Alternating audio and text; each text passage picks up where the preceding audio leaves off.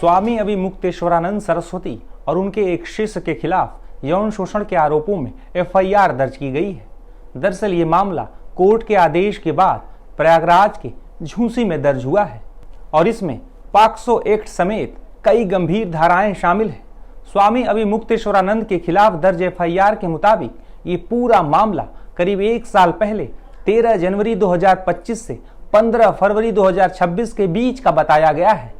इस मामले के शिकायतकर्ता आशुतोष ब्रह्मचारी हैं और शिकायत में आरोप लगाया गया है कि स्वामी अभिमुक्तेश्वरानंद और उनके शिष्य ने 2 शिष्यों के साथ यौन शोषण किया था। इसमें एक नाबालिग बताया गया है। दरअसल आशुतोष ब्रह्मचारी उत्तर प्रदेश के शामली जिले के रहने वाले हैं। उनका मूल नाम आशुतोष पांडे था।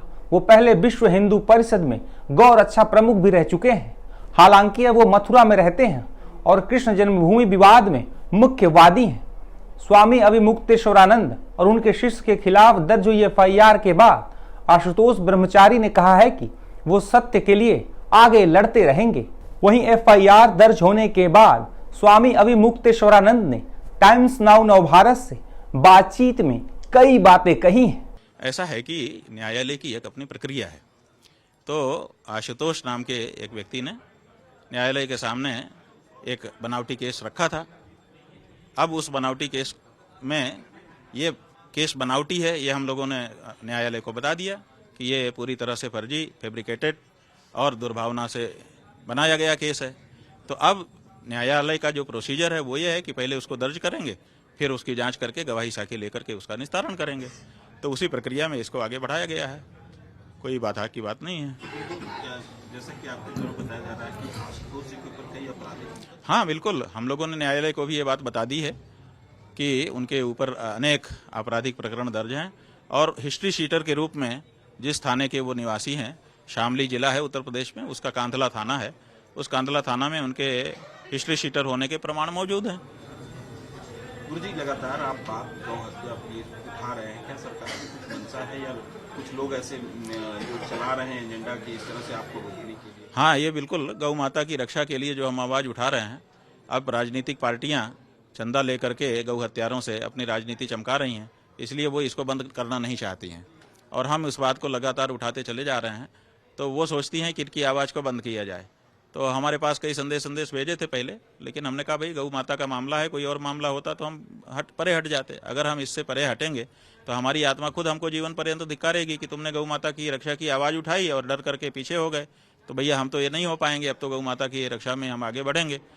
तो वो चाहते हैं कि अब हमको वैसे नहीं रोक पाए तो अब हमारे ऊपर आक्षेप आदि लगा करके या दूसरा कुछ डरा के धमका करके चीज़ें करके हमारी आवाज़ को बंद करें। तो वो ये सब प्रयास कर रहे हैं, लेकिन हमें इसमें बाधा नहीं है, क्योंकि जब हमने धर्म युद्ध छेड़ा है गौ माता की रक्षा के लिए तो हमें भी पता है कि जब युद्ध होगा तो निश्चित रूप से प्रहार होंगे। तो क्या दिक्कत है? जी, सुबह ही आपका मतलब एक तरफ सरकार को वो करना और शाम को ये आ जाना। हाँ ठीक है, कोई बात नहीं है। हमने सवेरे बताया ना कि अब हम धर्म युद्ध शुरू कर रहे हैं और इसमें पक्ष विपक्ष तय हो जाए, कौन किस पक्ष में है, कौन गाय के पक्ष में है और कौन गौ मांस की बिक्री से होने वाली आय के पक्ष में है। तो आप देखिए आ गया, ऐसे ही होगा। गुरुजी, 11 तारीख को आप लखनऊ की तरफ कूच करने वाले? हाँ जी, वो कह रहे हैं कि हम गुरुजी के आश्रम, आपके आश्रम की तरफ आए ना। स्वागत है, हमारे यहाँ तो आगत का स्वागत होता है। आइए, बस यही है कि झूठों को, मक्कारों को प्रवेश देने का अलग तरीका होगा, वो भी हम तय करेंगे। अभी तक कोई झूठा मक्कार, बदमाश, हिस्ट्री सीटर जानकारी में हमारे नहीं आया। ऐसे ही आके चला गया हो तो पता नहीं है, अब आएगा तो उसके अनुसार उसका स्वागत की व्यवस्था हमारे यहाँ रहेगी। क्या दिक्कत है? आइए, स्वागत है। इस मामले पर देश भर से कई संतों के बयान भी सामने आए हैं। अयोध्या के संतों ने भी स्वामी अभिमुक्तेश्वरानंद पर कोर्ट के आदेश के बाद दर्ज हुई एफआईआर को लेकर क्या कहा है, सुनिए।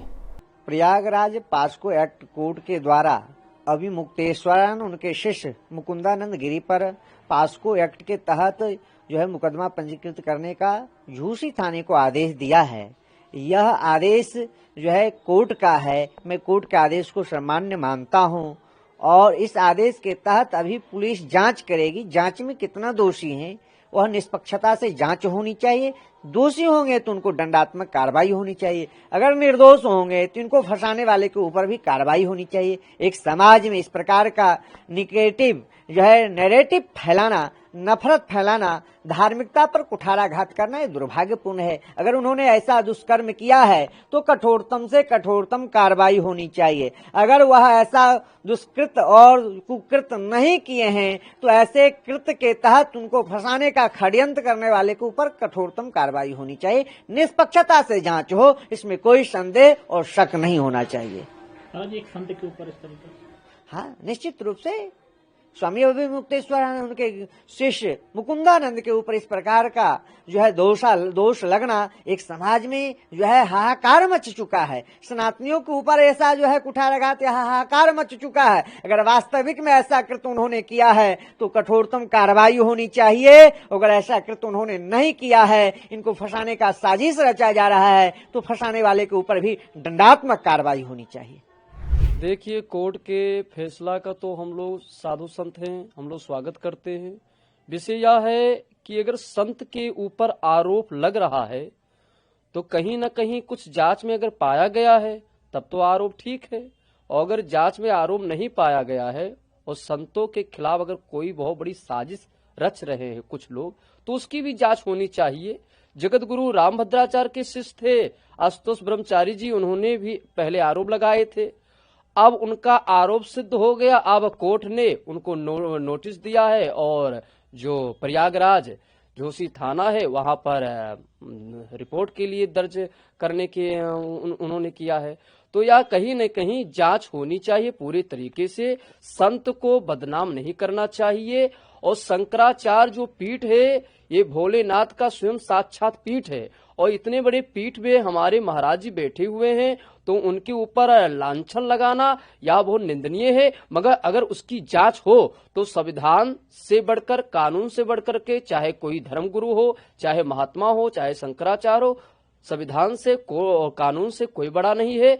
अगर आरोप सिद्ध पाए गए तो उन पर कार्रवाई होनी चाहिए, चाहे संत हो, चाहे मौलाना हो, चाहे कोई भी हो। अगर गलत पाया जाता है तो योगी राज में छोड़ा नहीं जाएगा। योगी राज एक ऐसा राज है जहां पे इंसाफ होता है, और कोर्ट ने जो वहां पे किए हैं तो कोर्ट का तो हम सभी साधु संत मानेंगे।